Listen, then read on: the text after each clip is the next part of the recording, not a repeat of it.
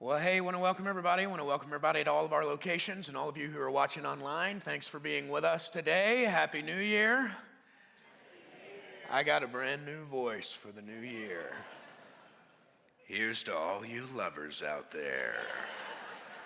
Yeah, so if you would, please just be patient with me. I think it'll last for our time here together. But really good to see you guys. We are going to dive into the sermon here in just a moment. Obviously, a lot going on as it is the new year. But I just want to celebrate a couple of things. Robert mentioned a couple of these things last weekend, but they're worth mentioning again.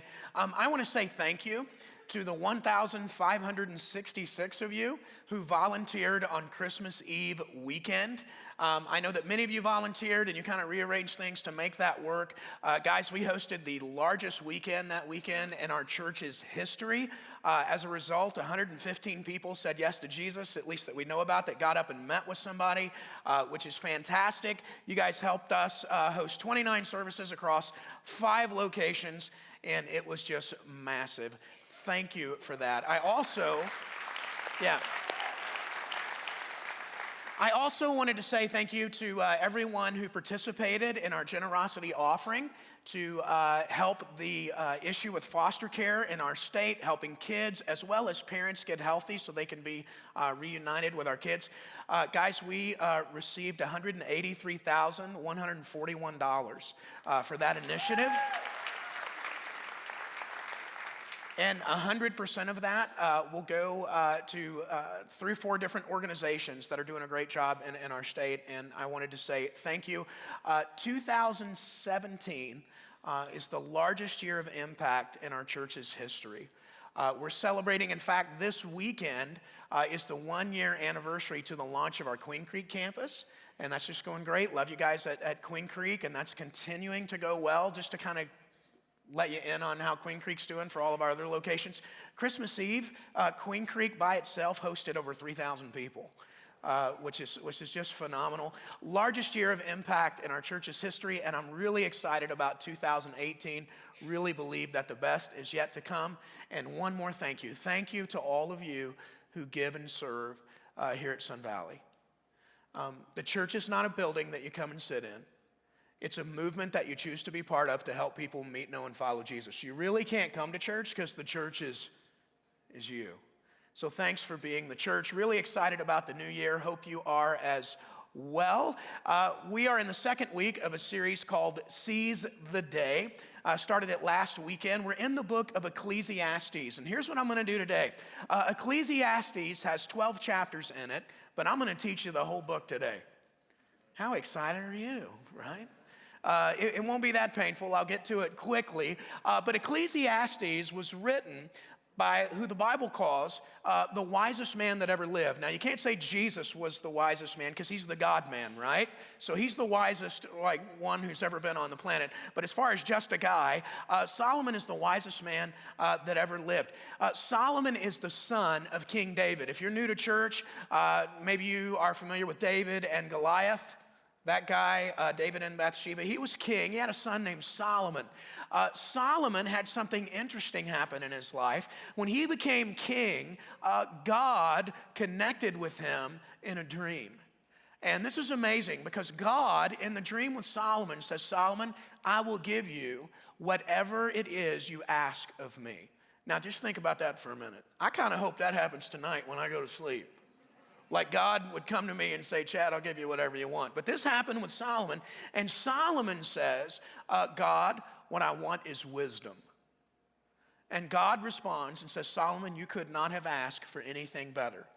And so I will give you wisdom to the extent that he would be the wisest man that's ever lived. But then God says this, because you didn't ask for fame and fortune and all of that, because you asked for wisdom to lead my people, Solomon, I'm going to give you fame and fortune and everything that goes with it.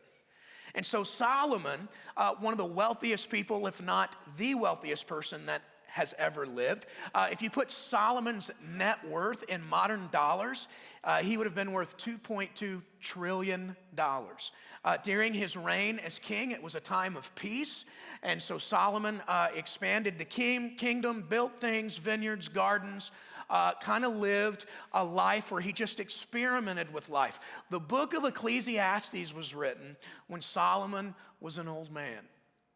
And in essence, when you read the book, he says, look, I have studied life. He says, I've had the privilege in my reign to live through a time of peace. And wealth, fame, fortune, influence, all of it. He says, I have studied life. And so he sits down to write this book for you and me so that we will understand the purpose of life from the wisest person that ever lived, who had all of his life to study life and evaluate it. And so here's what we're going to do. I just thought that the book of Ecclesiastes would be the right book to start the year with, because all of us are thinking about the new year, New Year's resolutions, all of that. And so Solomon's going to tell us what life is about, and we can build on it. Sound good? Pick up with me here. If you have your Bible, you can turn to the book of Ecclesiastes in your Old Testament. If you don't have your Bible, it'll come here on the screen. Ecclesiastes chapter 1, beginning in verse 1. Here's what Solomon writes.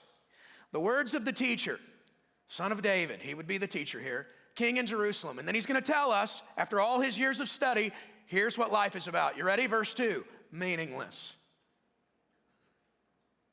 Meaningless. See the 2 exclamation points?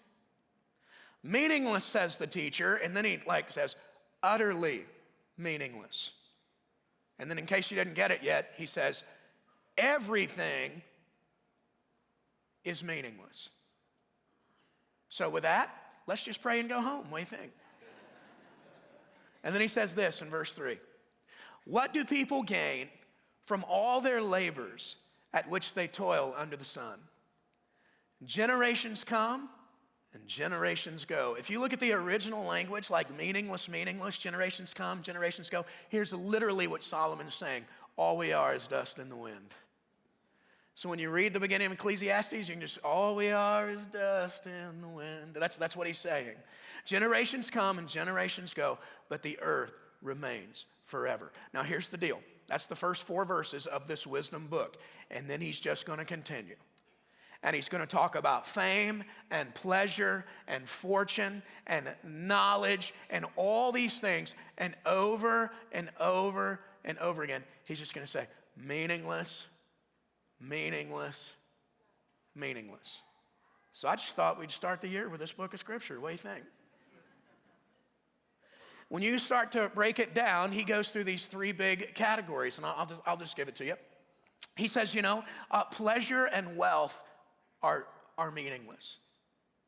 And this is a guy that had all kinds of wealth. This is a guy who experimented with pleasure all through his life and had the means to do so. And he said they're meaningless. I was watching a video this past week of Jim Carrey, and it was when he was on the Oprah Winfrey Show in 1997. And he was talking about how to accomplish your dreams in life. Now, how many of you, well, I'll just ask this, everybody, how many of you, it's your desire, right, start of the new year, it's your desire that 2018 be considerably better in every category than 2017. That's what you want. Can I just see a show of hands? Yeah, all of us should be raising. If you didn't lift your hand, you're just not participating, all right? Because we all want that, okay? Here's would be Solomon's question. Why? Why? Because ultimately it's all meaningless, utterly, not talking about cows there, utterly, right? Utterly meaningless. Jim Carrey's talking on the Oprah Winfrey Show on how you can help all your dreams come true. And he starts talking about, this is 1997, he starts talking about how in the 80s, he would begin to visualize and envision what he wanted to happen in his life. He literally sat down and wrote himself a check for $10 million.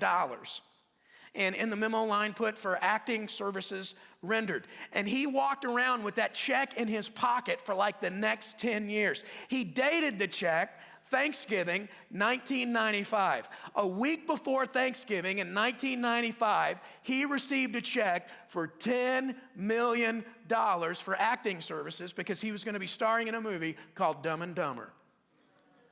It's a classic, right? And I'm watching this old show of Oprah Winfrey, and Jim Carrey's talking about all this, and if you can visualize it, right, you can achieve it, and he's telling this check, and it's like, awesome, and I'm like, man, motivated. Jim Carrey recently said this, now that it's 2017, 2018, just making sure you guys are awake.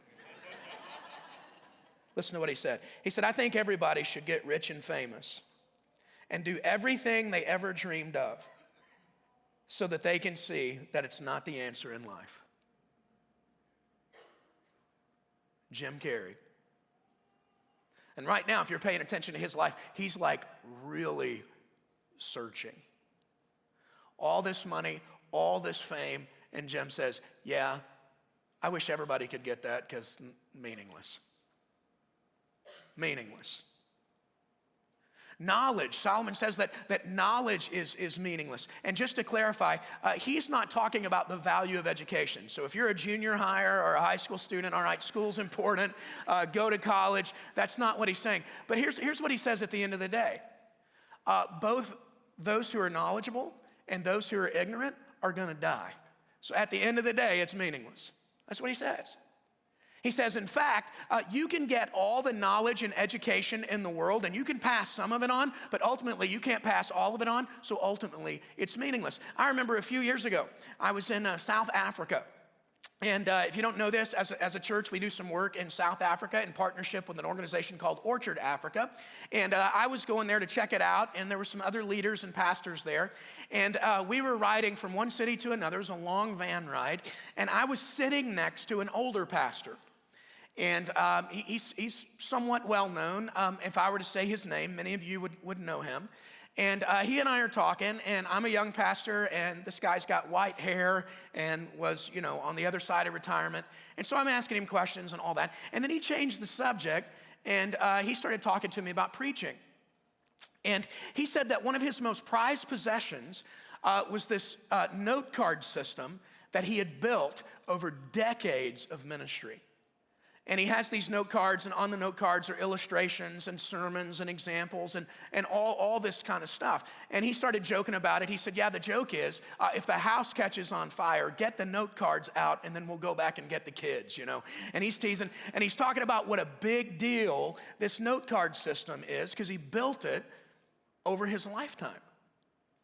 And then he looks at me, and I can tell this is going somewhere. And he looks at me, and he says, Chad, one of these days I'm going to die. And he said, and I want to give that years and years of work, those note cards, all that information, I want to give that to another pastor. And I'm sitting here thinking, I think he's talking about me, right? He's like staring at me, And then he says, do you have a note card system? When you look things up, where do you go? How do you do that? Now listen, in this moment, because I'm going to be honest, I'm going to tell him how I do it.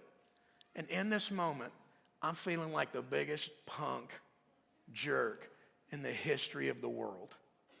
Because he's just talked about all these years of study and all this collection of information. And he says, Chad, when you need to look something else, when you need to look something up, what do you do? And I say, I use the internet.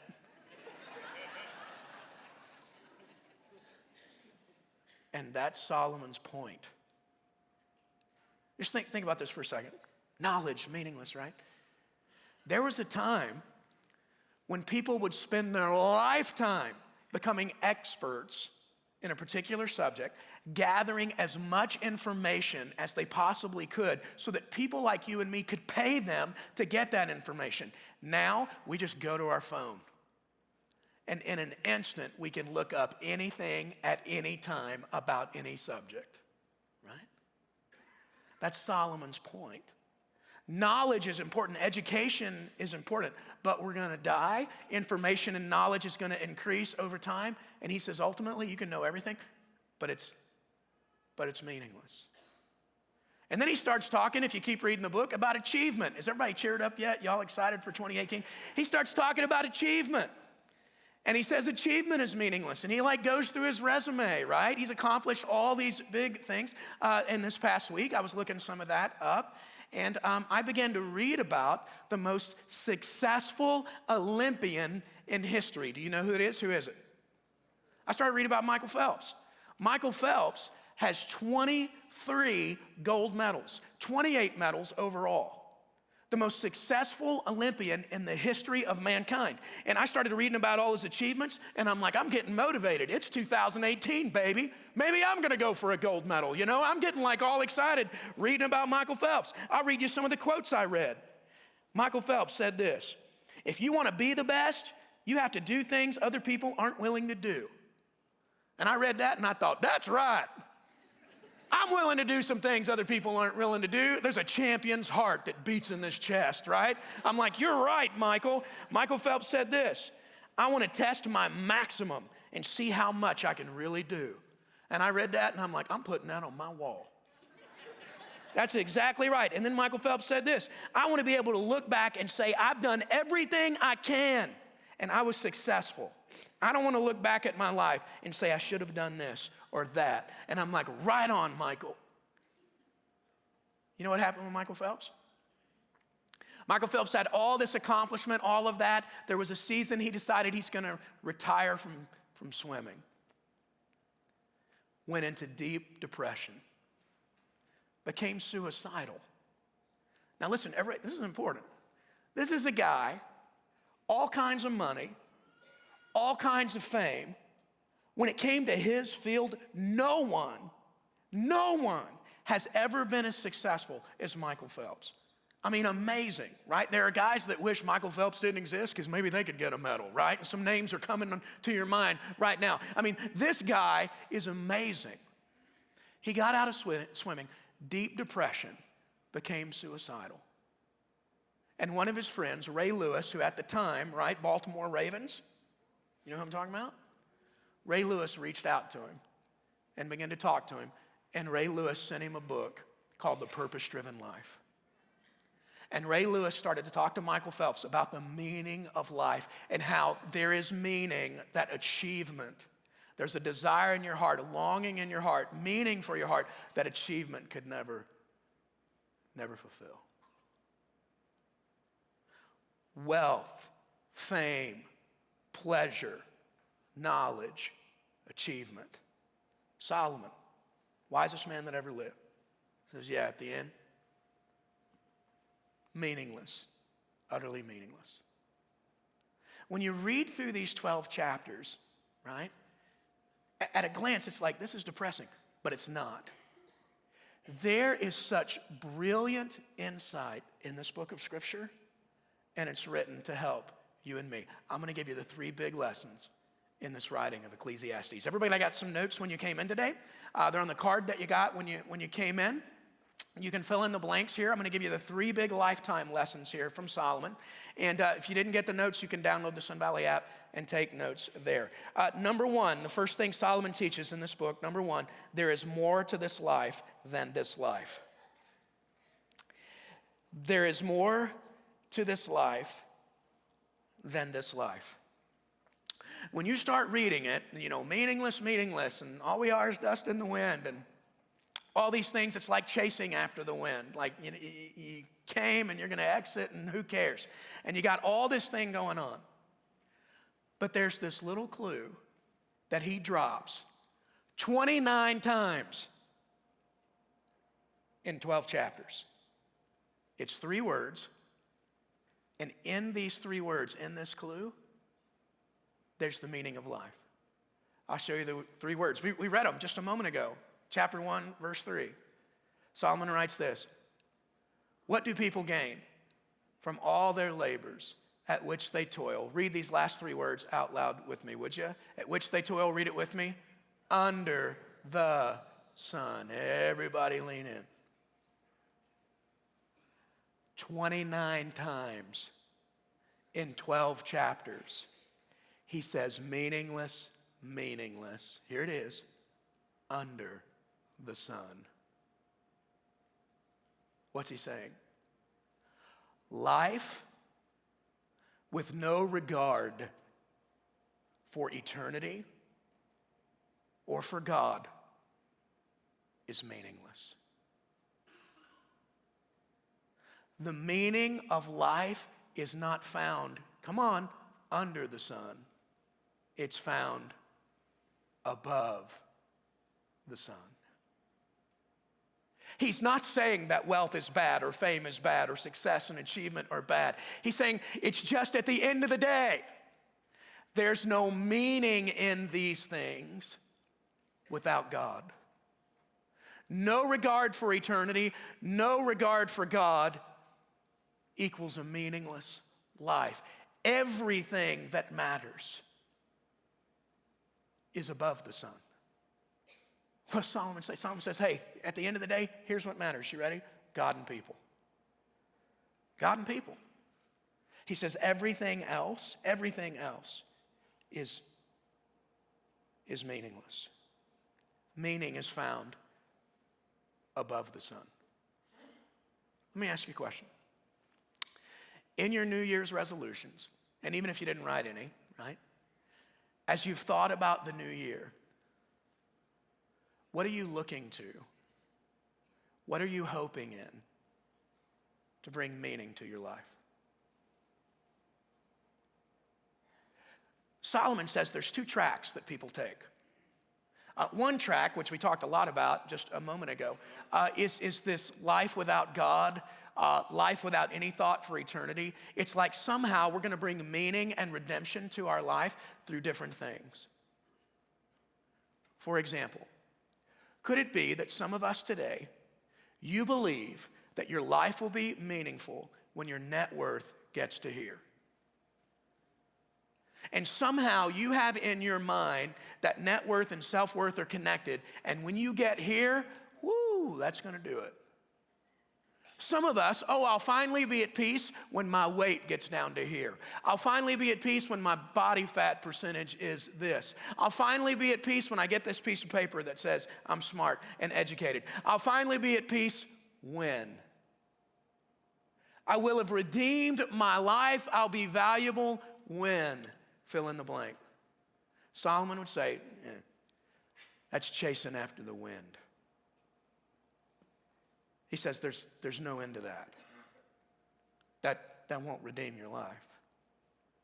And then there's this other track, and this one is a little more subtle, but he talks about this one too. Jesus talked about it a lot more. One side, there's the irreligious track, like I'm not going to think about God or any of that. I'm just going to kind of do my own thing, and I'm going to redeem my own life through accomplishment and success and achievement and whatever. The other side is I'm going to redeem my own life through religion. And by being a good person, and by being my own savior, and by being self-righteous, and in the end, God will owe me. And Solomon says, that's chasing after the wind. Because at the end of the day, how good is good enough? And at the end of the day, how would you know if you've accomplished enough? Because that's what religion is. You save yourself. You jump through the hoops. You try to be a good person, all that. But how do you know? Solomon says you'll always be frustrated. It's meaningless. It's a chasing after the wind. You fast forward 1,000 years. Jesus said it this way. All this chasing after these things, accomplishment, achievement to redeem or bring meaning to your life, Jesus said that's not the way. Trying to be a good person, trying to follow the law, trying to be religious and upright and all that, at the end of the day, how good is good enough? Jesus would say that's not the way. Jesus would say this is not the way, this is not the way. Jesus said, I'm the way and the truth and the life. See, personal meaning, redemption, value, purpose can never be found in rewards. Personal meaning, value, redemption can never be found in personal responsibility through religion. Value, redemption, purpose, meaning ultimately can only be found in a relationship with your Heavenly Father through trusting Jesus.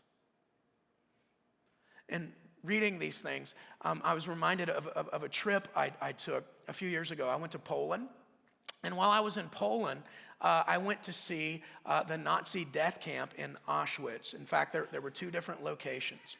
And the day that I went to Auschwitz, the weather was terrible. It was cloudy and rainy and dreary and depressing, right? Which is horrible weather, but it fit the horrible place that I was going to see. And after touring Auschwitz and hearing about all the horrible things that happened there, I began to read books that were written by people who survived the Holocaust.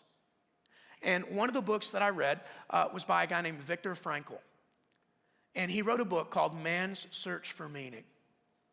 And he talked about how different people responded under the suffering of the Holocaust, because he too went through those death camps. And he said what was amazing is some people would lose themselves to bitterness and anger. And he said they would lose themselves to just anger and rage.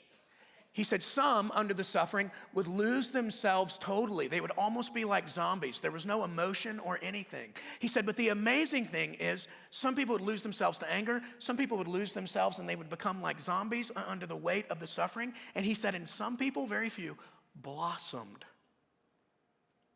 and bloomed. In the midst of the suffering, showed more love, showed more courage, showed more compassion. And he began to look at that and study that, and he said, here was the difference. People that thrived in the midst of suffering, people who were crushed under the midst of suffering, all of it was determined by where each individual found their meaning in life. People that were crushed under the weight of it, they found their meaning in things that the Nazis could take away. And when the Nazis took it away, their life was over, because that's what their life was about. But the people that blossomed found their meaning in things that could never be taken away. Solomon would say it this way: they found their meaning and their hope in things that were above the sun. That which is eternal. That which really matters. See, here's my fear for us. It's that we sat down at the beginning of the year and we thought about all these things that would make life so much better. And in writing it down and thinking about it, we forgot God. And we're trusting in some kind of puny resolution when what we really need is powerful repentance. There is nothing under the sun that can satisfy the thirst of the human soul. It satisfies for a bit, right? And then you're really thirsty again. And it just comes and goes. And this is what Solomon's saying: meaningless, meaningless, utterly, utterly meaningless. You know, Jesus said it this way. Maybe this will sound familiar. He said, to find your life, you must lose it. And to live, you first must die. What's he saying? You got to live for something bigger than you. You got to live for what's above the sun. Which brings us to the second one. Solomon teaches this: life is not a problem to be solved. It's a mystery to be lived. Life is not a problem to be solved. It's a mystery to be lived. And all of this is in the same vein. It's what is your life about? What are you trusting in? Solomon says it this way in Ecclesiastes chapter 9, verse 11. Pay close attention to this. He said, I've seen something else under the sun. The race is not to the swift or the battle to the strong, nor does food come to the wise, or wealth to the brilliant, or favor to the learned. Look at this. But time and chance happen to them all. What did we just read, Pastor Chad? Here's what the Bible just said. You ready? Life's not fair. Life's not fair. It's not a problem to be solved. It's a mystery to be lived. Let me tell you something I've seen under the sun in 20 years of ministry. There are people who are doing their best. They're very religious. They're trying to do what's right. And suddenly they wake up one day and they're really angry at God because God has not done what they wanted him to do. Listen close. Be very, very careful that when you look for meaning in life and what it is you're going to trust, be careful that you do not trust in the blessings, but instead choose to trust in the one who blesses. I'll say that one more time. Be careful not to trust in the blessings, but instead to trust in the one who blesses. I've had myriads of conversations through the years with people that were so angry at God. Why did this happen? And I did this, and I did this. We just read in the Bible, life is not fair. And people are, why? And they suffer, right? From the paralysis of analysis. And the whole idea is, God, you owe me. And why did this happen? Let me show you this, Ecclesiastes 3:11. God has made everything beautiful when? In its time. He's also set eternity in the human heart. By the way, this is why we chase after these things. It's something God implanted in our heart and only He can fulfill. He has also set eternity in the human heart, yet no one can fathom what God has done from beginning to end. God makes it beautiful in His time. Everybody lean in. There are going to be things that happen in life and you're going to try to make sense of it. Listen, it's not going to make sense. Because you and I don't have the balcony view. And if you and I have put our hope and our trust in these temporal, simple things,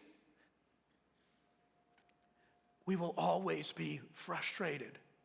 This is really important. Even if you're a church person, and you've got this idea that God owes you. You may find yourself waking up one day, I've done the right thing, I've walked down the right track, and I'm still suffering. And you will have missed it all along, because it's not about what you want God to give you, it's about God Himself. The meaning that you're looking for in life is not going to be found in the blessings. It can only be found in the one who blesses. Be very, very careful with that. And it could be right now, you got something going on in your life and you're just stuck. And you're like, why? Here's God's word for you. Life's not a problem to be solved. It's a mystery to be lived. So what do you do with that? You trust God. He's still good. He will make everything beautiful in its time. But He has set eternity in your heart, and there is nothing temporal that can ever satisfy that longing. And yet I talk to people, God owes me. Let me help you. Anything beyond hell is gravy. Just let that sink in. You want to know what I deserve? Hell. Why? Because I'm a sinner. And I've broke God's law, and I will break it again. That's what I deserve. But God, in love and mercy and grace, has made a way for me in and through the person of Jesus. I don't want what I deserve. I want amazing grace. That's unmerited favor. You don't deserve it. It's a free gift. And let me give you the good news. This life, if you're a Jesus follower, is as close to hell as you're ever going to get. Yeah! It doesn't sound like good news, but that's fantastic news. It just gets better from here. Are you with me? And let me give you the sobering other side of the coin. If you're not a Jesus follower, this life is as close to heaven as you're ever going to get. But it doesn't have to be. God's made a way for you in and through the person, Jesus. Brush your teeth, comb your hair, get on with it. And trust God, because number 3, life with God is meaningful. Notice the word with. This is what we were created for, to be with God. Everything else is meaningless. So Solomon, in all of his fame and in all of his fortune and in all of his study of life, over all of his years, wraps up the book with this. This is Ecclesiastes chapter 12, verses 13 and 14. He says, now all has been heard. And here's the conclusion of the matter. Fear God and keep His commandments. Fear God there means to have reverence for God, to involve God in every area of your life, to put God first. That's the idea in the original language. Fear God and keep His commandments. For this is the duty of all mankind. For God will bring every deed into judgment, including every hidden thing, whether it is good or evil. What's He saying? And always remember that the end is not the end. Always remember that the end is not the end. This life, come on, it's all about preparing for the next. Here's what we do.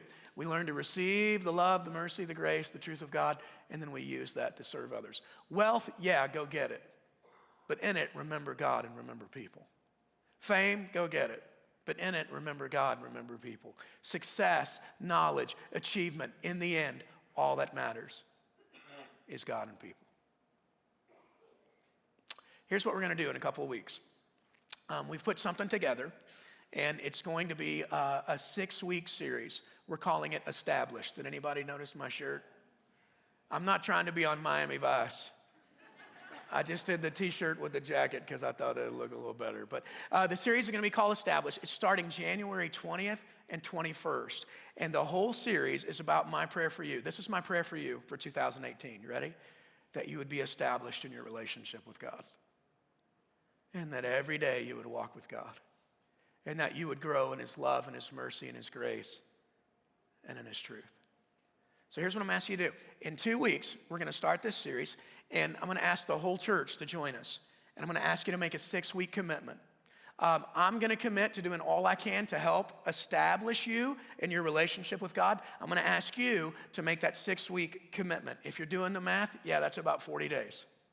Okay? So next weekend, I'm going to teach you a prayer that's kind of behind the whole series. And then the following weekend, on the 20th and 21st, we'll start the Established series. Right after the service today, you can go ahead and get your book. I'm going to ask everybody to get a book. If you want, you can get the t-shirt as well. The t-shirt is $10 and the book is $5. So right after the service today on the patio, all locations, you can go and get that. I'm going to ask you to do a couple of other things. I'm going to ask you to get in a group. You can sign up for a group today if you want in the lobby at all of our locations, or you can go online. I'll help you do that here in just a moment. I'm also going to ask a bunch of you to host a group. Hosting a group has never been easier, and here's why. All you got to do to host a group is push play, okay? Because Robert and I made some teaching videos. You watch that, and then Robert's going to help lead discussions with your group. You'll have the little book. They'll have the book. You can do this. Now, here's the thing. You can recruit a group, and the people don't even have to go to Sun Valley. You can do a group at your work. You can do a group in your neighborhood. You can do a group at school. But recruit a group. If you lead a group, we will give you the book and the t-shirt for free. All right? Otherwise, if you're not going to lead a group, host a group. So get your book, get your shirt, commit to that 6 weeks, lead a group, be in a group. Let me tell you how you can lead a group or be in a group if you don't want to wait in line, all right? You can go to the Sun Valley app and you just click on Next Steps. All right? After you do that, it's going to be a list of our campuses, and you just choose the campus that you attend, okay? And then after that, it'll take you to a place where you can choose to join or host a group.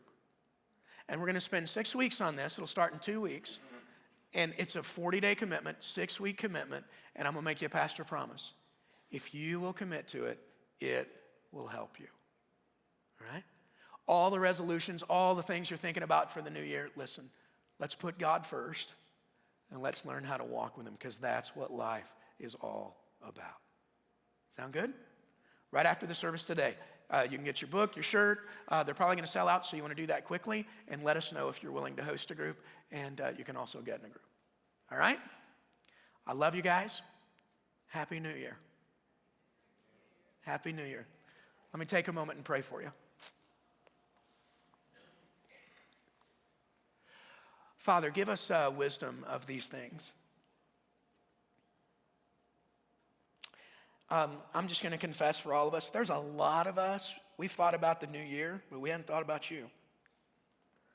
And you working in and through our lives is what life is all about. So help us not to miss it. I pray for the series we're going to step into here in a couple of weeks. I pray for that 6 weeks. I pray it would be life-changing for thousands of people. And Father, I pray each one of us would commit ourselves to it. Father, give us wisdom of these things. Thank you that you love us. Give us wisdom of your love so that we might trust you. And in that, live a life of purpose and meaning, investing ourselves in what's above the sun. Teach us, we pray. In Jesus' name, amen.